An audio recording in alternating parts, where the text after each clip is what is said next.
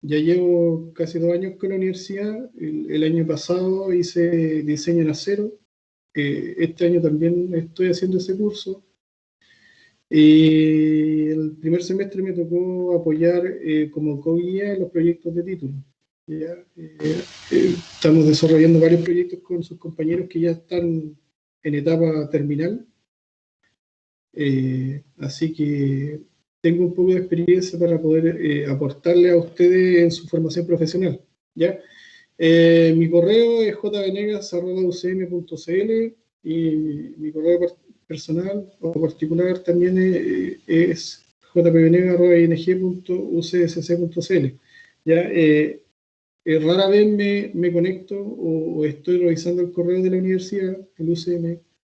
O sea, lo reviso una vez a la semana, ¿ya? Pero toda el JP Venegas, o sea, el personal lo tengo enlazado a mis redes, o sea, mi computador, tablet. Entonces cuando me llega un correo voy a saber al tiro que llegó en el momento. Entonces, cuando hayan cosas de carácter urgente, envíenme correo a ambos, envíenme un mail a ambos correos y van a tener una respuesta más pronta.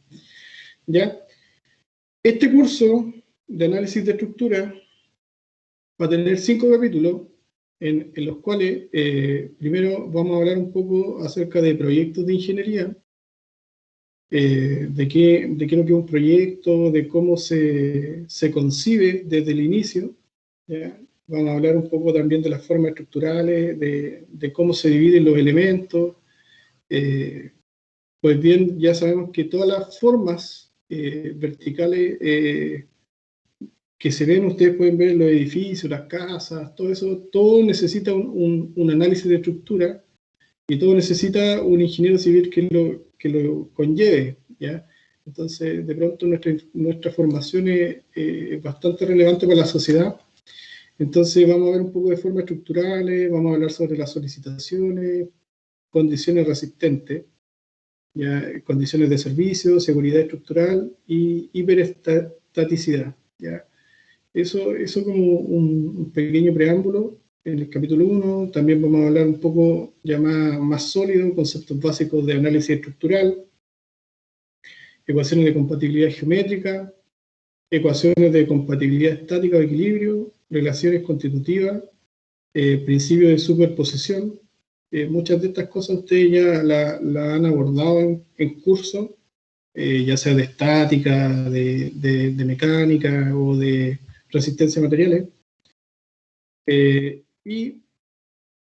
Como capítulo 2, vamos a ver método energético. Ya vamos a hablar un poco de trabajo y de energía de formación, energía complementaria de formación, energía específica de formación, y vamos a ver los efectos que esta tiene en los esfuerzos normales, esfuerzos tangenciales, y vamos a ver el caso general de la ecuación de la energía de formación. ¿Ya? Y después nos vamos a pasar un poco a lo que nos convoca, que es poder cuantificar esa energía de deformación, ya sea en elementos estructurales tipo barra, ¿ya? Y vamos a ver cómo influye eso en los esfuerzos axiales, esfuerzo de flexión, esfuerzo corte y torsión, ¿ya? Y vamos a deducir la ecuación general de la energía de deformación en barras para cada uno de estos elementos. Y después nos vamos a pasar a lo que es un poco de los trabajos virtuales. Vamos a ver el teorema Betti, teorema Maxwell, teorema Castigliano. Y para finalmente llegar a lo que nos interesa, que es el método de la carga unitaria. Ya, este método, como los que vamos a ver ahora, en este curso, nos van a servir para poder determinar la deformación, determinar las fuerzas y determinar la matriz de rigidez de un elemento hiperestático, ¿ya? Entonces, con esa introducción del método de la carga unitaria vamos a poder cuantificar el método de las fuerzas, ¿cierto? Donde vamos a sacar la formulación del método, vamos a hablar un poco de todas estas variantes que afectan a la fórmula, ya sea asentamiento, defectos de fabricación, efecto térmico, apoyo elástico, y vamos a obtener una expresión general de qué es lo que es el método de la fuerza, ¿ya? Y una vez que tengamos deducida toda este menjunje de ecuaciones, vamos a poder dar paso o dar pie a lo que es la modelación estructural de estructuras reticulares, ¿ya? Me imagino que el método de los nudos, ese ya está pero sabido de memoria, porque lo vamos a ocupar mucho acá. Vamos a ver reticulados con redundante externa y reticulares con redundantes, ¿ya? Un poquito desfasado el texto. Y terminando el capítulo 3, vamos a ver la deformación en estructura a través de métodos alternativos. Vamos a ver el teorema de Moore, método de los desplazamientos, el método de slope and deflection. Y después que hagamos un barrido por este capítulo 4, nos vamos a meter de lleno a lo que es el método de la rigidez y el enfoque matricial que tiene para resolver estructuras ya sea bidimensionales, como lo son los marcos, los enrejados, o ya obtener la matriz de rigidez global para una estructura tridimensional, ¿ya? Entonces, ahí nos vamos a pasar como al ensamble de la matriz de rigidez de la estructura en el 551, ¿ya? Entonces, la idea es que este programa, que tiene muchas condicionantes, ¿ya? Lo podamos abordar en el intertanto de este semestre y podamos ser capaces de obtener, poder resolver estructuras a través del método de la fuerza, método de la rigidez. Ya esa es la finalidad de este curso y se van a dar cuenta que el método de la fuerza es un método muy sencillo y que, por otra parte, el método de la rigidez resuelve las estructuras mucho más rápidas que el método de la fuerza. Ya después de un tiempo se van a dar cuenta de lo que estoy hablando. ¿Ya? Y estos métodos de rigidez, de la fuerza, son vigentes hasta el día de hoy. Ya no es algo que quedó en el pasado o que no se ocupa. ¿Ya? Casi todos los software comerciales de diseño de edificios, de galpones, se basan en el método de la rigidez para poder desarrollar y obtener los esfuerzos de los elementos estructurales sometidos a cargas gravitacionales o cargas de sismo, ¿ya? Y lo más importante, que es lo que a usted más le interesa, es que vamos a hacer 3 certámenes, ¿ya? 3 certámenes. En el certamen 1 vamos a evaluar el capítulo 1, 2 y 3, el cual va a tener un ponderativo de un 40%, y ese lo vamos a desarrollar el 23 de septiembre, ¿ya? Ese lo vamos a hacer posterior a las mini vacaciones que ustedes van a tener posterior al 18 de septiembre. Entonces van a venir fresquitos después de su semana de vacaciones. El certamen 2 va a ser, todavía no lo tengo muy claro, pero va a ser un trabajo en clase y estoy viendo si lo vamos a hacer en pareja o en cuántos grupos de personas, ¿ya? Entonces, el certamen 2 lo vamos a dividir en 2 módulos, idealmente el 21 y el 22, ¿ya? 21 y 22, jueves y viernes. Y en ese vamos a evaluar el capítulo 3 y 4, ¿ya? Porque en el certamen 1, 2 y 3, vamos a ver el capítulo 1, 2 y 3, pero el método de la fuerza vamos a tratar de verlo un poco más simple. Y en el certamen 2 ya vamos a hacer unos ejercicios un poco más reales, un poco más grandes y que van a dedicar mucho más tiempo. ¿Ya? Entonces, por eso lo vamos a dividir en 2 módulos. Para completar el 100% de evaluación, el certamen 3 lo vamos a hacer el 25 de noviembre y vamos a evaluar todos los capítulos. En realidad, quizás evaluemos el 5, pero evaluando el 5 ya nos pasamos a todos los capítulos. Necesitamos, para llegar al 5 tenemos que pasar por todo. ¿Ya? Esas serían las ponderaciones de cada uno de los certámenes. Y bueno, la asistencia mínima del 70% y la bibliografía propuesta, ustedes pueden buscar en el LUT, análisis estructural, el McCormack o bien el Hibbeler, análisis estructural, ¿ya? Que son textos que les van a servir de apoyo, donde van a poder resolver ejercicios, problemas, ¿ya? Ese es el programa. ¿Hay alguna consulta, alguna duda acerca de eso? Profesor, ¿Sí? en este ramo no se usa ningún programa o algo como No, que sea más práctico? se podría ocupar, pero ustedes deben, en este curso, el enfoque es que ustedes puedan resolver el diseño a partir de los métodos propuestos, ¿ya? Y que se compensan que a través de esos métodos ustedes pueden obtener resultados, ¿ya? Lo que pasa es que uno no saca nada con ocupar un programa si no sabe la teoría. Y no sabría cómo, no tendría las herramientas para saber si eso, lo que te entrega el programa está bien o está mal, ¿ya? Entonces, si bien puedo hacer alguna clase de modelación o hacer algo en las clases finales, no es algo que les quite el sueño, porque eso lo van a ver en cursos superiores, ¿ya? Yo sí, eso era que, o sea, igual como que me da un poco de miedo como que en los ramos que después siguen tampoco ver algo así y después cuando ya llegara a salir como no tener tanta experiencia en ese tema. Es que no debiese preocuparte, insisto, porque eso lo va a ver eh, prácticamente lo tienes que ver en tu práctica y tienes que verlo en tu proyecto de título. Entonces, no es algo que te tiene que quitar el sueño, Yo, profe, gracias. ¿ya? ¿Más consulta?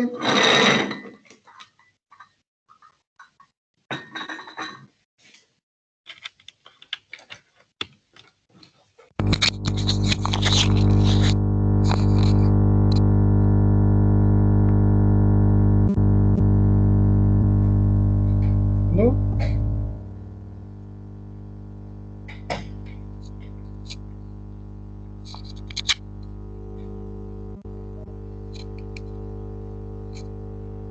¿Hay más consulta?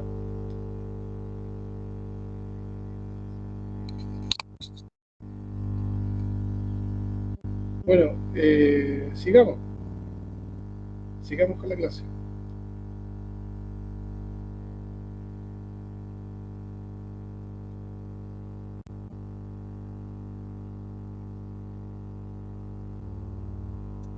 Profe, escucho un ruido como de su audífono.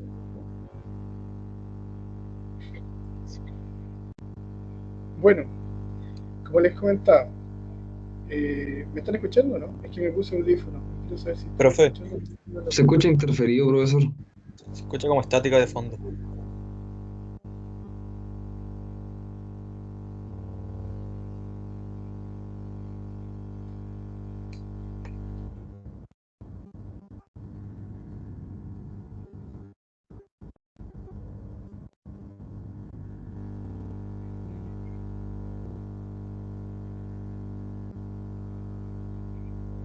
¿Sí o no? ¿Me están escuchando?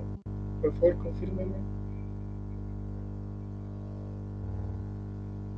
Se escucha, profe, pero muy bajito y como un ruido de fondo. Ya, qué bueno que me estén escuchando. Eh, Profe, creo que su audífono no lo conecta. Como les decía, bueno, para empezar, cuando la concepción de un proyecto, el ingeniero civil, como ustedes o como yo, es un profesional que está preparado técnica y Profe, científicamente profe, se le escucha súper mal. para diseñar, ejecutar y inspeccionar diversas obras.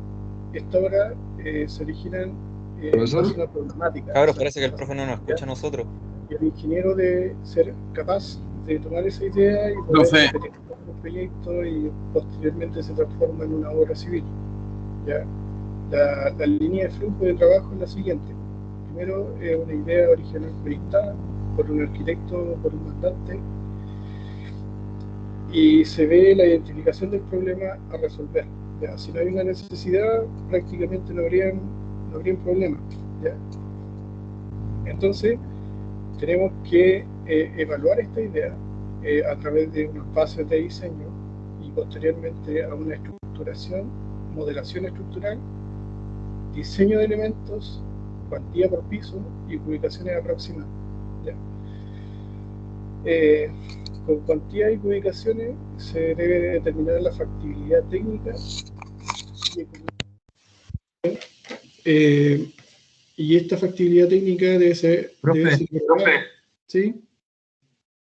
que no ¿Sí? no nos estaba escuchando a nosotros, que le estamos levantando como los deditos y todo para que no se escuchaba. Ya, me saqué los audífonos porque al parecer no están buenos. ¿Ya? Ahora se escucha bien, profe. ¿Hasta qué parte llegamos? ¿No escucharon nada lo vigente? Desde el principio no escuchamos. Ya. Desde la presentación. Ya. Como les decía, ustedes deben ser un profesional preparado, técnica y científicamente para poder diseñar, ejecutar, inspeccionar diversas obras, ¿ya? Y estas obras se originan por una problemática o por una necesidad de satisfacer. Y el ingeniero deberá tomar esa idea y materializarla en un proyecto y que posteriormente ese proyecto en una obra civil, ¿ya? Y la línea de flujo que ustedes van a tener más o menos la siguiente, donde primero se proyecta una idea por un arquitecto mandante que busca suplir alguna necesidad, ya sea a través de necesidad habitacional, una necesidad económica, de negocio, lo que sea. Siempre tiene que haber una problemática a resolver. Y esta idea tiene que ser sopesada o evaluada a través de, por el ingeniero en este caso, después de que el arquitecto entrega su proyecto. Nosotros debemos ser capaces de poder elaborar bases de diseño, poder hacer una estructuración, modelación, diseño de elementos, donde nosotros vamos a tener que determinar de una manera aproximada cuantías por piso de elementos y ubicaciones aproximadas, ¿ya? Con esto, ustedes, con estas cuantías y ubicaciones, se puede determinar una factibilidad económica del proyecto y a partir de esa factibilidad se le puede dar visto bueno a la ingeniería de detalle, que es con la que ustedes finalmente hacen una elaboración de plano, estructura y especialidades. ¿Ya? El proyecto específico debe contener por lo menos planos de arquitectura, estructura, mecánica, eléctrico, sanitario, agua potable y construcción. ¿Ya? Pero a nosotros lo que nos convoca en esta parte es el ítem estructural. ¿Ya? Y por ejemplo, les voy a mostrar acá un proyecto que seguramente no sé si lo alcancen a ver, pero es el proyecto de Aulas 2, ¿ya? Que va a ser el proyecto que se va a construir al lado del edificio de aulas que todavía parece que no se inaugura, ¿ya? Yo participé en este proyecto en la parte estructural y como les digo, la concepción primero es que uno pueda elaborar planos de arquitectura, los cuales deben satisfacer las necesidades del mandante. Esos planos deben contener plantas, deben contener cortes, deben contener toda la información necesaria de un proyecto, el cual a nosotros nos va a servir para poder hacer nuestras bases de diseño y a posterior hacer un modelo estructural. ¿Ya? Ese modelo estructural nos va a servir para poder obtener los esfuerzos en cada uno de los elementos.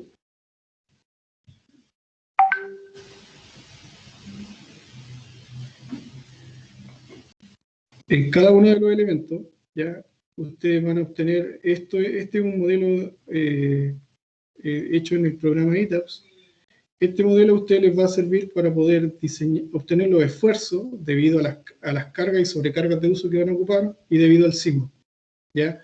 Entonces, una vez que ustedes pueden hacer un modelo, ya sea de fundaciones, o sea, de estructura, fundación y losa, pueden ya pasar a planos de estructura, ¿ya? Y como les decía, primero se deben hacer bases de diseño en la cual se convengan todas las necesidades del proyecto, se den todas las cargas y sobrecargas de uso, y se hable sobre la normativa que va a regir este proyecto. Ya se hable del sismo, se hable de las plantas, etcétera. ¿Ya? Y ese proyecto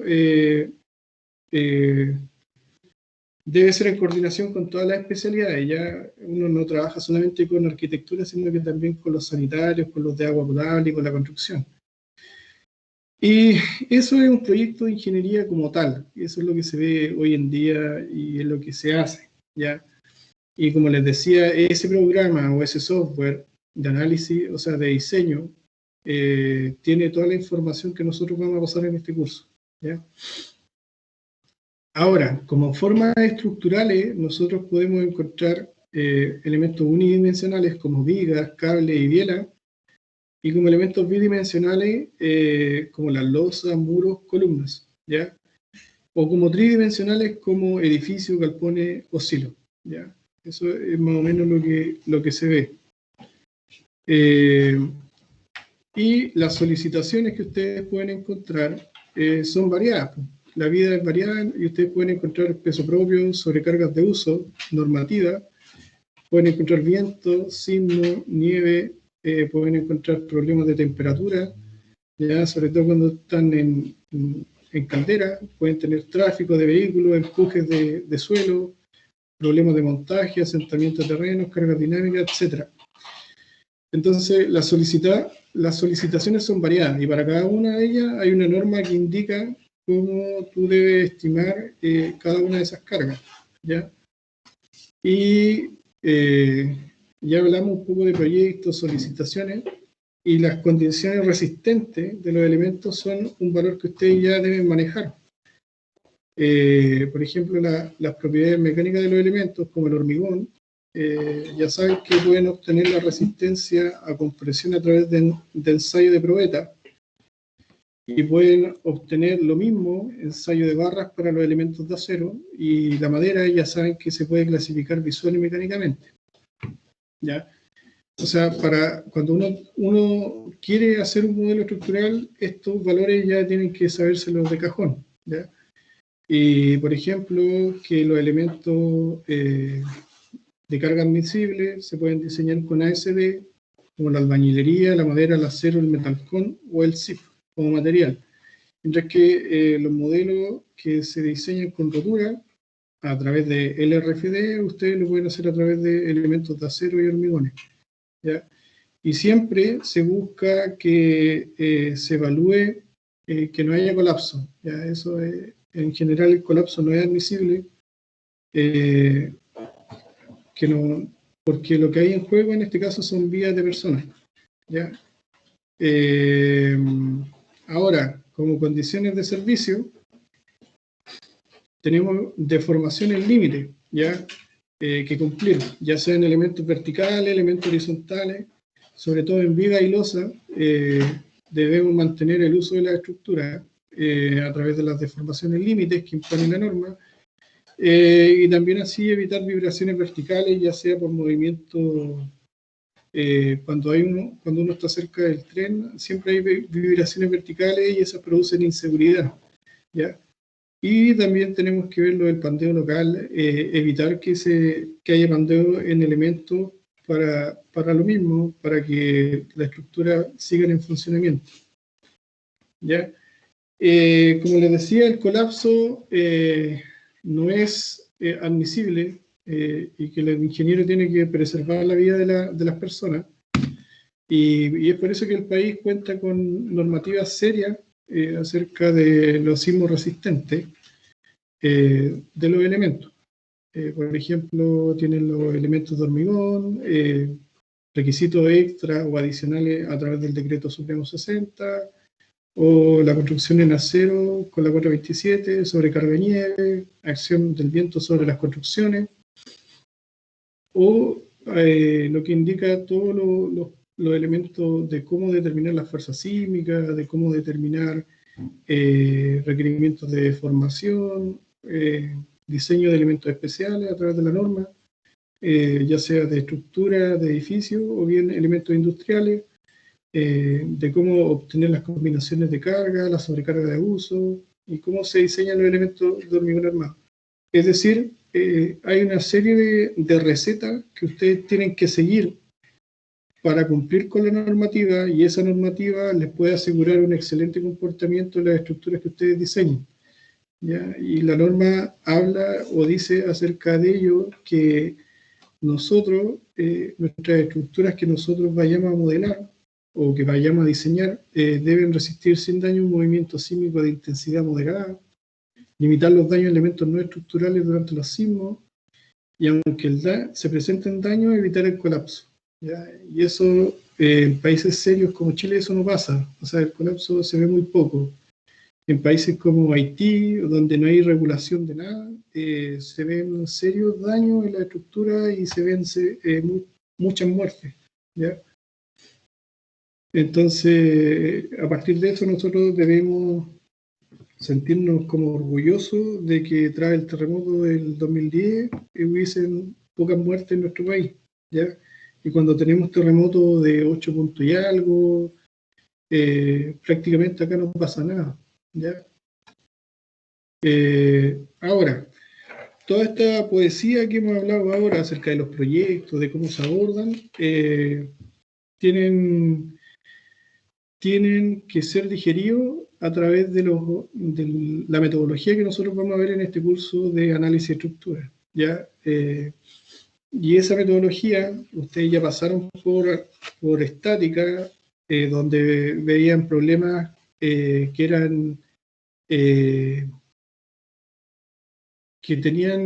podían resolver, ¿cierto? Con tres ecuaciones, tres incógnitas, y pasaron por un curso teórico como análisis, como resistencia a materiales, que hablan acerca de qué es lo que siente la fibra o la sección transversal de los elementos. Y en este curso de análisis de estructura lo que nosotros buscamos es poder darle solución a elementos que tienen alta hiperestaticidad, ¿ya? Entonces, una estructura estáticamente determinada, como la que ustedes ya vieron, es aquella que las ecuaciones de equilibrio estático es igual al número de incógnitas presentes en una estructura, ¿ya? Si el número de ecuaciones es menor que la cantidad de incógnitas, el sistema es hiperestático y se requeriría de otras ecuaciones adicionales, ya que es lo que ustedes van a poder hacer en este curso. Y si las ecuaciones es mayor a la cantidad de incógnitas, el sistema se vuelve inestable y corresponde a un mecanismo, ¿ya? Me ha pasado mucho que en otros profesionales he podido visualizar que diseñan estructuras que son mecanismos y nunca se dan cuenta de eso, ¿ya? Entonces, ustedes pueden ver acá en la izquierda una barra que está empotrada con una carga vertical, ¿ya? Esa carga vertical produce tres reacciones, ¿ya? Reacción horizontal, vertical y una de momento. Tenemos tres incógnitas y podemos ocupar tres ecuaciones, que es la sumatoria de fuerzas verticales, sumatoria de fuerzas horizontales y la sumatoria de momentos. ¿Ya? ¿Hasta ahí vamos bien? Sí, profe. Sí, profe. Qué bueno. Y lo mismo pasa en la que está abajo, que también es una viga simplemente apoyada, que está empotrada en un lado y simplemente apoyada en otro. Y ahí podemos encontrar cuatro reacciones y tres ecuaciones. Entonces, el grado de hiperestaticidad vendría siendo 1, que vendría siendo lo que nos va, la incógnita que nos va sobrando, ¿ya? Y en esta tablita que está a la derecha, que está en el libro Luther, ustedes pueden encontrar cada una de las hiperestaticidades de cada uno de los elementos, el número de reacciones y el número de incógnitas, ¿ya? La idea es que nosotros podamos resolverlas todas, ¿ya? Ahora, ustedes a esta altura ya, por ejemplo, para una viga que está simplemente apoyada y con una carga distribuida, ya deberían saber cómo es el diagrama de momento, cómo es el diagrama de corte, cómo es el diagrama de carga axial, y por lo menos saber cómo obtener los máximos momentos, ¿ya?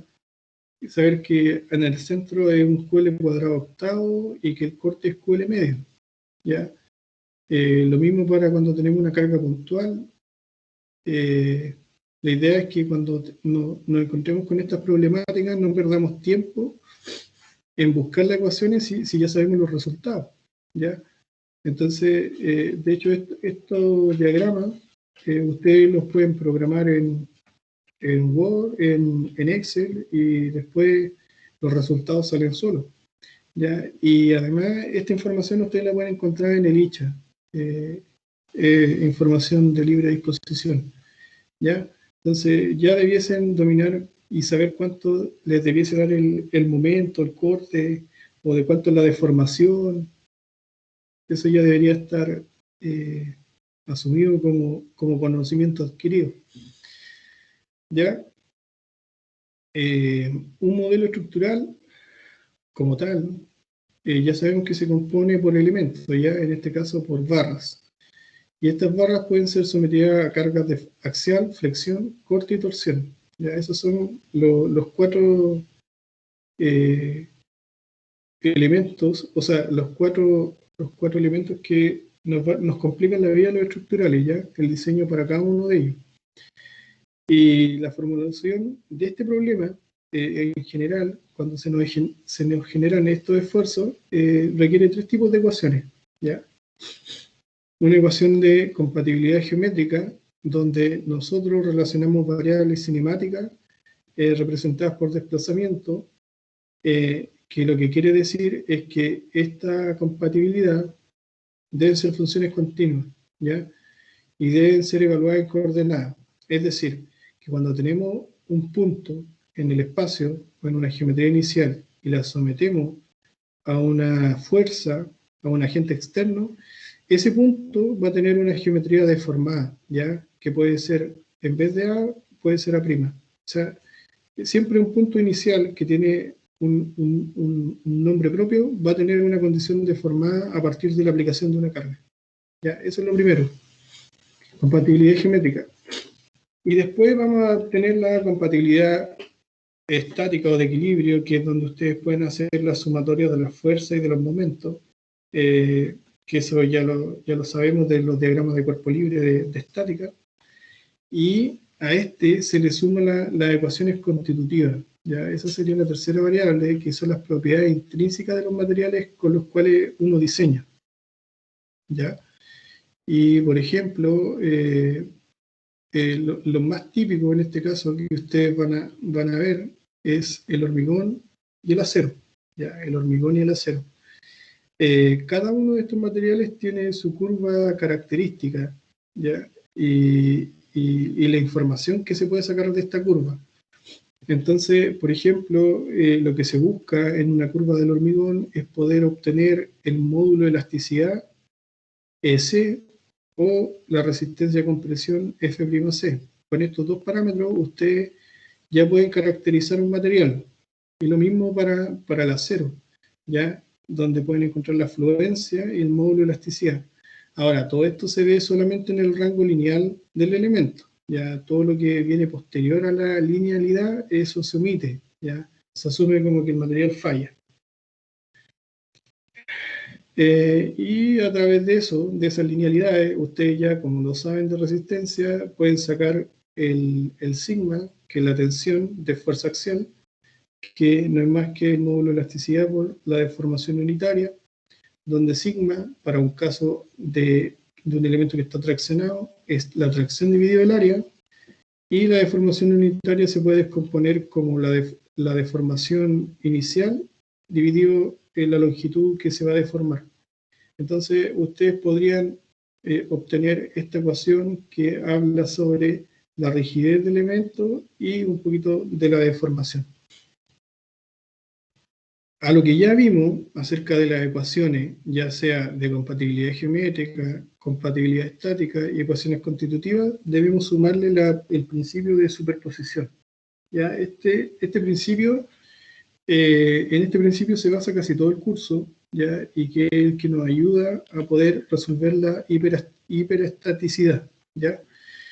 Por ejemplo, el principio dice lo siguiente: Si el comportamiento estructural es linealmente elástico, que es lo que se asume, que las propiedades del material sean elásticas, las fuerzas que actúan sobre una estructura pueden separarse o dividirse en cualquier forma conveniente para analizar luego la estructura para cada caso por separado, ¿ya? Si ustedes ven acá, tenemos una viga, simplemente una viga apoyada en ambos puntos, A y B, que tiene dos reacciones verticales y tiene dos cargas P1 y P2, ¿ya? Uno, de pronto, para no complicarse la vida, puede separar esto en dos cosas, en dos condiciones. Uno con una carga P1 y otro con una carga P2. O sea que hay linealidad y se pueden sumar, ¿ya? Entonces, pero el problema a resolver es que vamos a tener unas reacciones ficticias, R1', o sea, RA', RB', y después RA', RB'. Entonces, ahí lo que uno tiene que hacer es resolver las ecuaciones primas para poder obtener después las reacciones reales, ¿ya? Entonces, si bien separamos para no complejizar el problema, debemos resolver muchas más ecuaciones, ¿ya? Y este caso de superposición no es válido cuando la geometría de la estructura cambia considerablemente bajo la acción de carga. O sea, es preponderante que la sección transversal de la estructura sea constante, ¿ya? Si no es constante y no cumple el principio de Bernoulli, que dice que las caras planas permanecen planas, no se puede ocupar ese material, ¿ya? Por ejemplo, ese principio, los elementos como el zip, que son dos láminas de material de USB con plumaví, ese material no cumple ese principio y no puede ser ocupado bajo lo que estamos viendo ahora, ¿ya? Y lo segundo ocurre cuando la estructura es de un material para el cual los esfuerzos no son directamente proporcionales a las deformaciones, ¿ya? Entonces, siempre debemos cumplir con la ley de Hooke para poder ocupar todos estos supuestos, ¿ya? Como capítulo 2, hasta ahí, ¿hay alguna consulta para poder cerrar bien ese capítulo?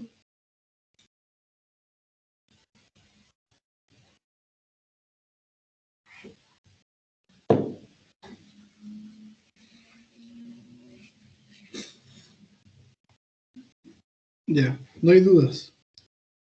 O hay muchas dudas, que también puede ser. Ya, el capítulo 2 que vamos a ver ahora habla acerca de los métodos energéticos, ¿ya?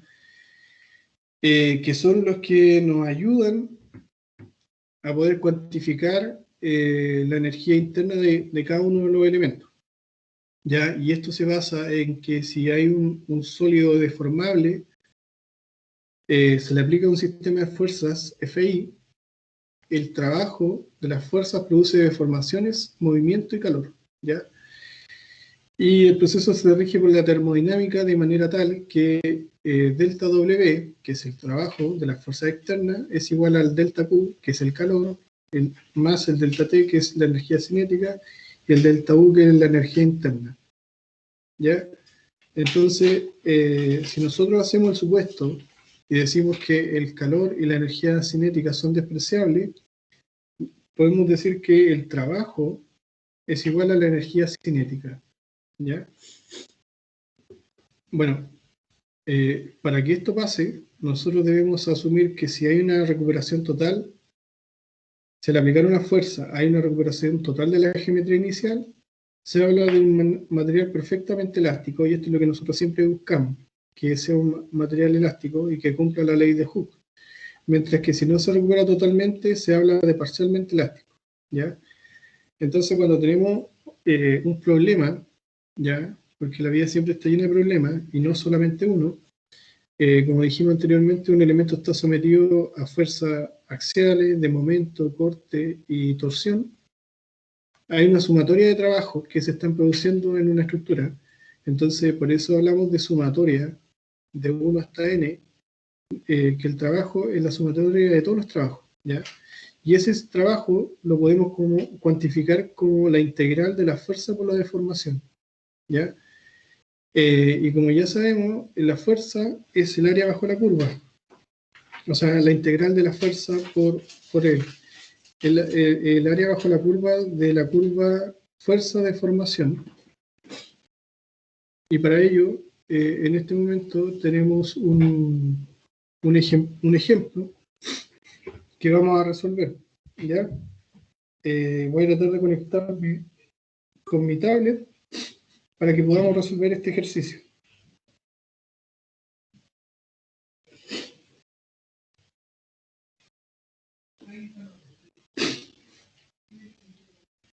Así que voy a pedir que me esperen un segundito. Están todos, ¿cierto? No están durmiendo.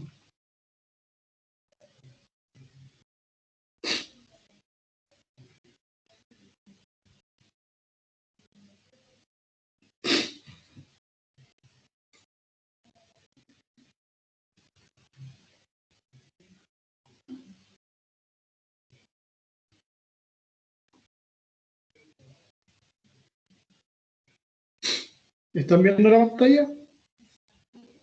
Sí, profe. Ya, qué bueno. Bueno, el ejemplo decía que nosotros tenemos una barra.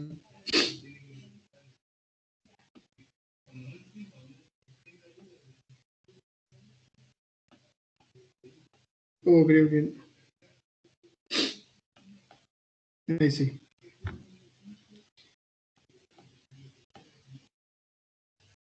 Deme un segundo.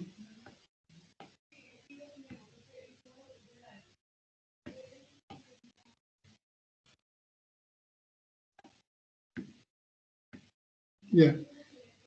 Tenemos una barra que está empotrada y que en la cual se le aplica, dice que se le aplica una carga P. ¿Ya? Esa carga P va a tener una deformación delta 1 inicial, ¿ya? Debido a la carga P, ¿ya? Y después va a tener un delta 2 porque va a tener una carga secuencial. Primero se le va a agregar una carga P1 que va a generar una carga delta 1. Después vamos a tener una carga P2 más P1, ¿ya? Se va a hacer una sobre la otra y vamos a tener una deformación delta 1 más delta 2. ¿Ya? Y lo que nos están pidiendo acá es que nosotros podamos determinar el trabajo que produce esa deformación, ¿ya? Entonces, a nosotros se nos va a aparecer esta curva que va a ser donde vamos a tener una carga P1 con una carga P2 y esa carga nos va a generar un esfuerzo lineal.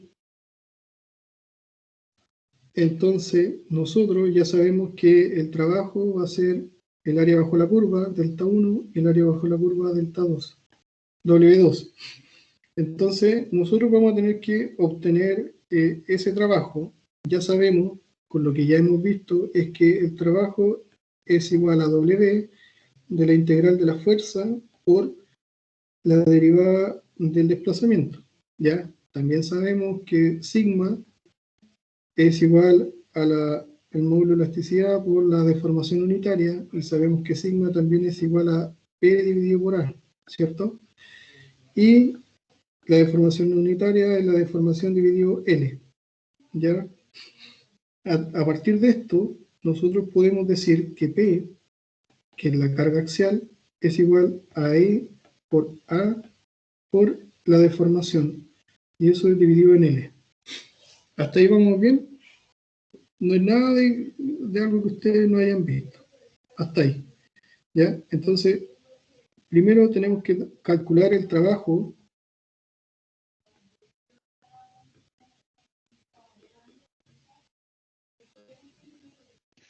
Profe, ¿y esto es materia o una leve repasada a la unidad 2? ¿Ah? ¿Esto es materia o ya una leve repasada a la unidad 2? No, esto es... Estamos viendo el trabajo, ¿cierto? El capítulo 2. ¿Cómo calcular el trabajo en una barra? ¿Ya? Es parte de la materia. Ah, ya vale, profe.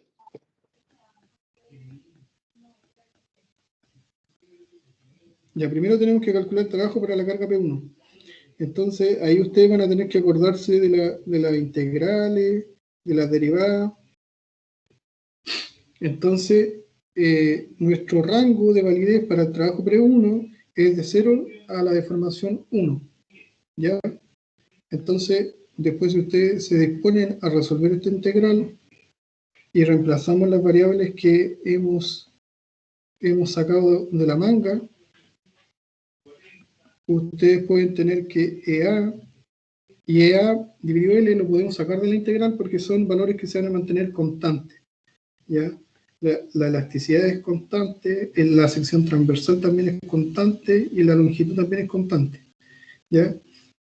Para lo cual vamos a tener la deformación, la derivada de la deformación. ¿Ya? Ahora, si nosotros integramos eso, vamos a tener que EA dividido en L va a ser igual a la deformación al cuadrado dividido en 2, y eso en un rango de delta 1 a 0. Ya, ¿hasta ahí vamos bien? ¿O estamos un poco mareados? ¿Puedes explicarlo como de nuevo un poco más rápido, profesor? Ya. El trabajo se define como la integral de la fuerza y deformación. ¿Ya? Y esa integral va a ser entre 0 y delta 1, que es la deformación. ¿Ya? O sea que estamos pasando de acá, de 0, hasta aquí, que es delta 1, y esto es delta 1 más delta 2. ¿Ya? Entonces, SP nosotros lo podemos sacar de la manga de acá, ¿cierto? Y si lo reemplazamos en la integral, que va a ser esto, sabemos que EA por L son constantes, entonces lo podemos sacar de la integral. ¿Ya? EA dividido en L está fuera de la integral. Entonces después nos bastaría integrar solamente la deformación. ¿Ya? Y la deformación de un elemento lineal, o sea, la integral de ese elemento lineal va a ser, si se acuerdan, 1 elevado al cuadrado y después divide por el numerador, ¿cierto? Por el número al cual eleva. Entonces, ese delta, o sea, después esa deformación, va a tener un rango de validez entre delta 1 y 0. ¿Ya?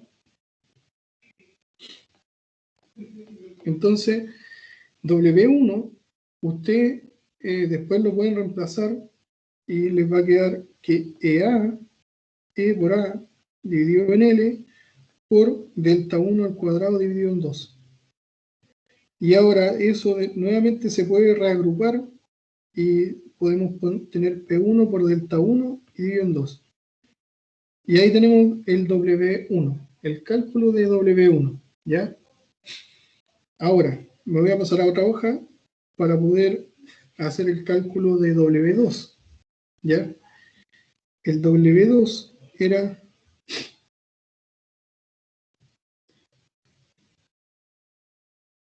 Esto es W1, ¿ya? Y esto es W2, ¿no? Donde esto es delta 1 y esto es delta 1 más delta 2. Y esto es P1 y esto es P2. No, ese es P2 más P1, ¿ya? Entonces, W2 va a ser la integral entre 0 y o sea, entre delta 1 y delta 1 más delta 2, ¿ya?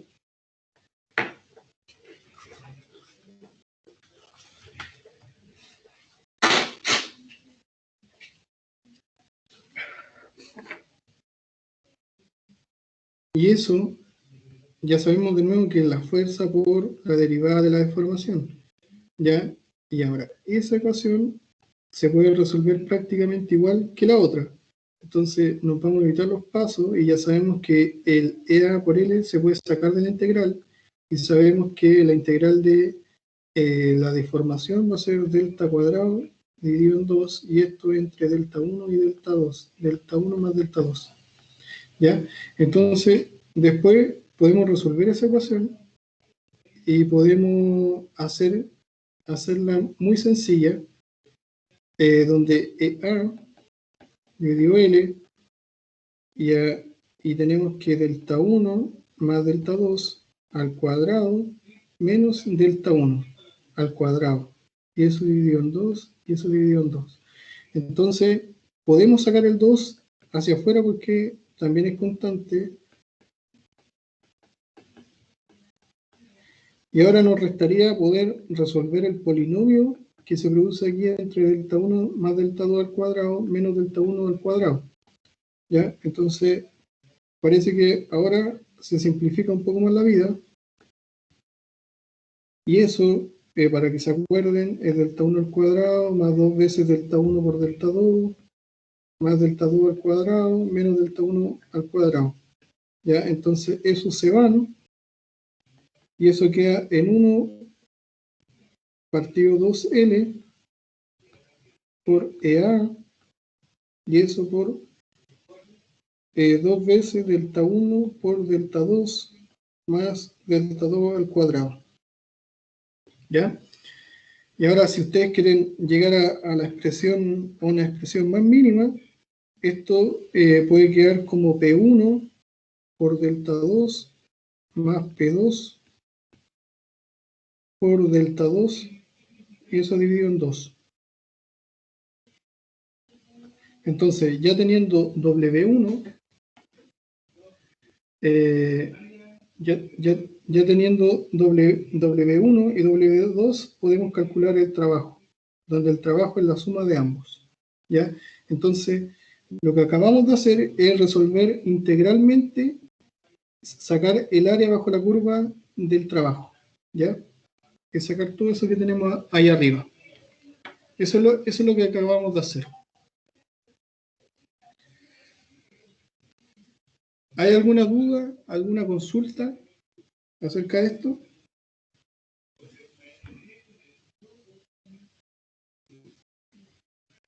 Sí, no, parece muy extraño. Profe, ¿Sí? que yo no entendí muy bien de dónde salieron los dos P al principio. Al principio, bueno, mira, voy a dejar de compartir.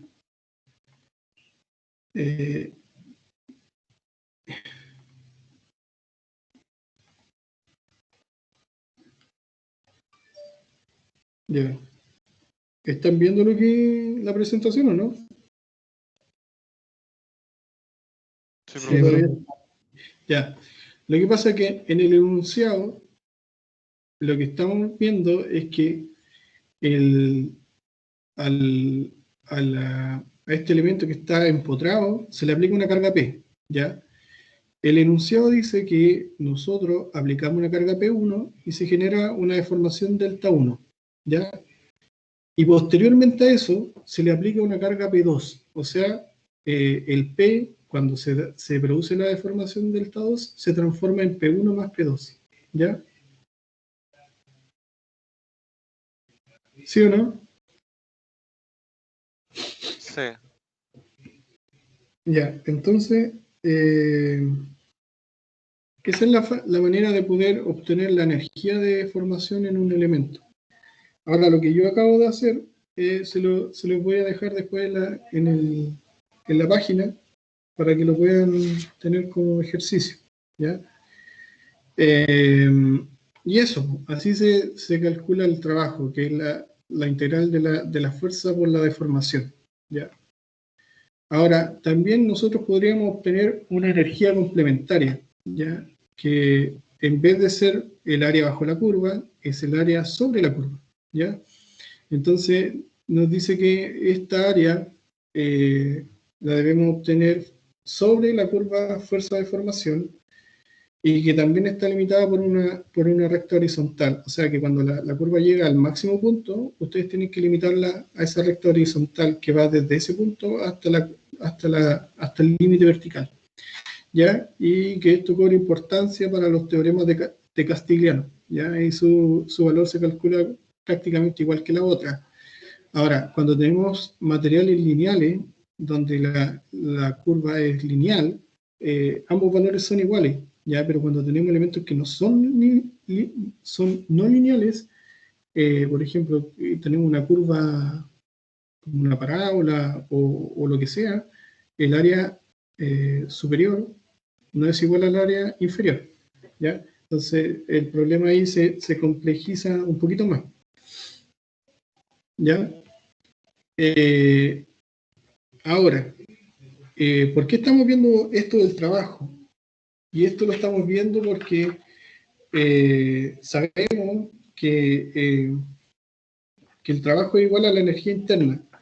Y a través de la energía interna nosotros podemos obtener la fuerza interna de los elementos, ¿ya? A partir de agentes externos.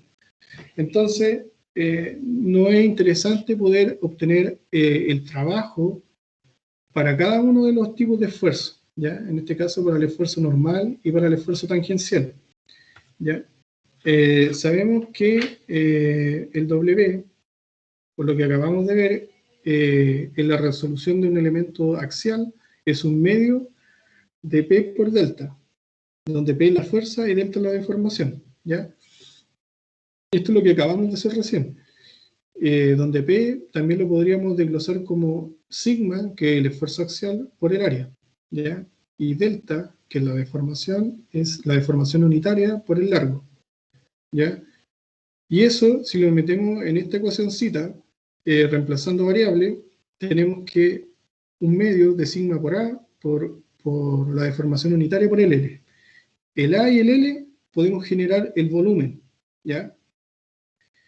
Entonces, si nosotros podemos derivar este trabajo, hacer una derivada en función del volumen, y podemos, ese volumen, si lo derivamos, el multiplicativo que tiene acá arriba, que es 1, va a hacer que ese B se transforme en un valor unitario, 1, ¿ya? Y así nosotros podríamos obtener la energía específica de deformación para un esfuerzo normal.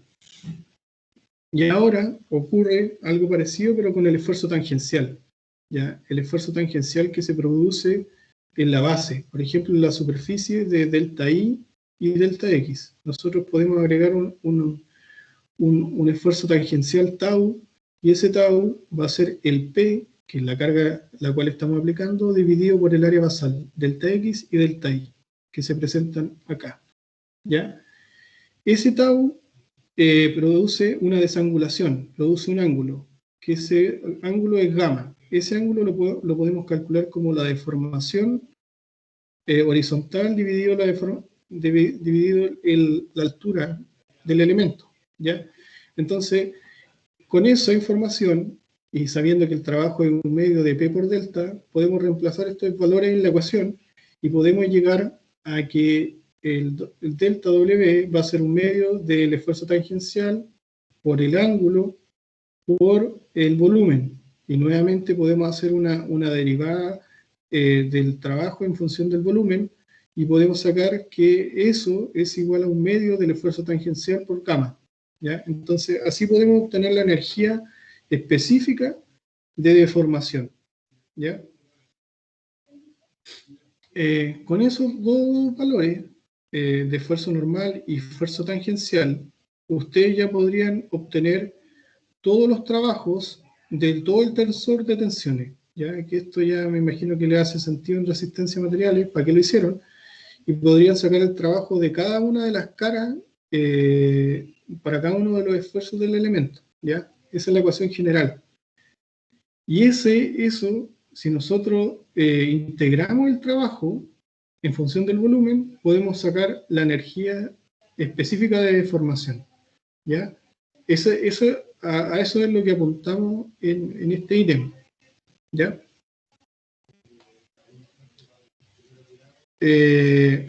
Ahora, ¿cómo podemos abordar esto para un elemento barra, ¿ya? Como ya les dije, estos elementos obedecen netamente a la ley de Hooke, ¿ya? Y esto debe ser considerado para barras prismáticas, ¿ya? Cuya sección transversal es constante. Entonces, este material debe ser elástico, tridimensional, el cual va a ser sometido a esfuerzos cortantes, Fx y Fy, y esfuerzos normales en Z, y además momentos flectores y de torsión, ¿ya? A mí me gusta ocupar esa manera de poder describir el momento, que con dos flechitas puntiagudas, para poder sacar los momentos. Sé que otras personas ocupan como el circulito que gira en torno al eje, pero yo prefiero las dos flechitas que están en torno al eje, ¿ya? Entonces ahí está la definición de cada uno de los elementos, que son los que vamos a seguir viendo. Y esa energía de deformación, ustedes la pueden cuantificar, ¿ya? Todo acá se cuantifica, ¿ya? Esa energía, ustedes la pueden cuantificar, por ejemplo, cuando tenemos una carga axial A, o sea, una carga axial N, donde tenemos una sección transversal A, un módulo de elasticidad E y una longitud L. ¿Ya? Nuevamente, trabajo es un medio de la fuerza por el epsilon, que es la deformación unitaria. Volvemos a sacar, a mezclar las variables en la ecuación, y podemos llegar a que el trabajo es igual a un medio de la carga axial dividido A por 1 partido E. Sabemos que esta variable, todos estos son valores constantes, ¿ya? Ahora, si ese trabajo lo integramos volumétricamente para poder obtener la energía de deformación, nosotros podemos llegar a este procedimiento donde reemplazamos las variables, tenemos la derivada volumétrica, y podemos esa derivada volumétrica separarla en dos, en una longitudinal y otra de área, ¿ya?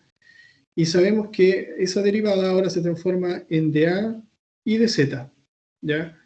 Entonces, podemos sacar todas las variables que son constantes, N, A y E, las podemos sacar de la derivada de área, dejarla solamente en la derivada unidimensional, y sabemos que la derivada del área es igual a lo que acabamos de ver, ¿cierto? Donde la derivada de A es, podemos obtener esa derivada y podemos llegar a lo que tenemos acá abajo, que es igual a un medio de la integral de n cuadrado por A por E por dz, ¿ya? Entonces, este procedimiento no es necesario que se lo sepan de memoria, sino que es tener presente que para cargas axiales es un medio de la integral de L, de 0 a L, de n cuadrado por A por E, derivado en el elemento longitudinal, ¿ya? Eso para cargas axiales, ¿ya? Ahora, para momentos flectores, pasa algo parecido, ¿ya? Nuevamente, bueno, esto no es el caso en estudio, pero podemos tener cualquier caso, carga distribuida, carga puntual, bueno, ese es el diagrama de momento que se produce, pero es tener claro que podemos tener cualquier sección transversal, y a través de esa sección transversal tenemos una deformación de ecuaciones constitutivas, que es lo que hablábamos delante, que se produce la deformación del elemento, podemos tener este diagrama de tensiones. El asunto es que cuando tenemos flexión, el tau, o sea, el sigma, en este caso que es la tensión, ustedes lo pueden cuantificar como el momento en el eje fuerte por la altura al centroide dividido en la inercia en X, ¿ya? Entonces, acá pasa un poco lo mismo, donde uno tiene que reemplazar variables, donde EZ, que es la deformación unitaria, es sigma Z dividido E, ¿ya? Entonces, nuevamente, podemos reemplazar estos valores y podemos sacar una ecuación a través del trabajo, y sabemos que el momento, el E y la inercia en X y el Y se van a mantener constantes en algún tramo, ¿ya? Y nuevamente, nosotros tenemos que meter todo esto en la integral que nos va a ayudar a obtener la energía de deformación, ¿ya? Esa energía de deformación nuevamente está en función del volumen, y ese volumen lo podemos dejar en función de área y longitudinal. Entonces, todo lo que es constante lo podemos sacar de la integral volumétrica, y la integral de área, esa integral de área tenemos que I cuadrado por dA. Esto que está en verdecito, ¿les hace sentido? ¿Les recuerda algo?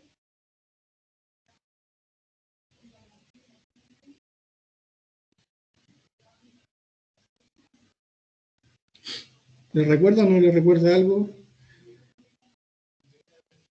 La definición de inercia se basa en esto, ¿ya? La inercia es la doble integral de I al cuadrado derivado en A, ¿ya? Entonces, si ustedes integran esto, van a obtener una inercia en X, ¿ya?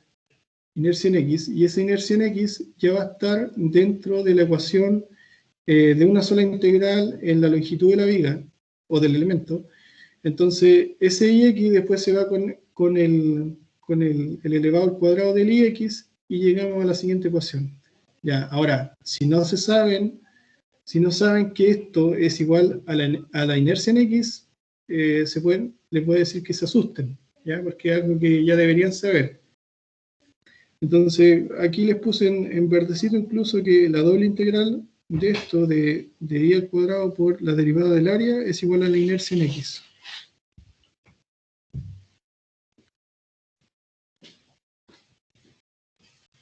¿Alguna duda? ¿Alguna consulta hasta ahí?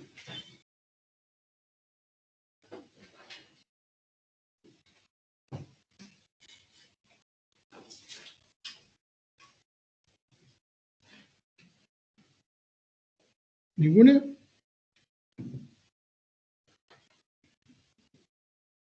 ¿Seguro?